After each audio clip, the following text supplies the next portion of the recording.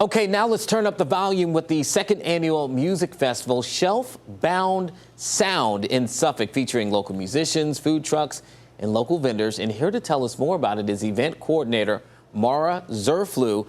And Maura, one thing that's really cool about this, we're talking about a library, am I not right? Yeah, we are talking about a library, North Suffolk Library in specific, but we're having a lot of fun, and in general, libraries have been moving louder and louder. We're more of a community space now.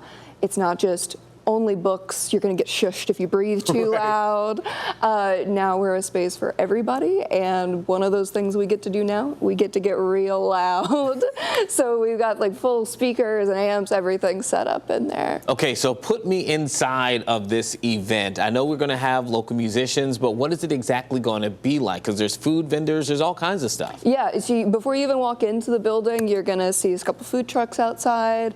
Walk right further in, we have a vendor hall set up with some local artists, makers, and then keep going further in. Once you actually hit where you would, check out a book, that's where we're gonna have the stage set up. So it'll be right after hours, so we don't actually have to interrupt anybody's browsing, but we'll have it open right there, and right at 6 is we'll get started getting loud. Listen, I don't know. I like to read with music playing in the background, but I get it. But we were talking about it's not the typical thought process for a library. I know this is after hours, but what was the vision of bringing this event to the library?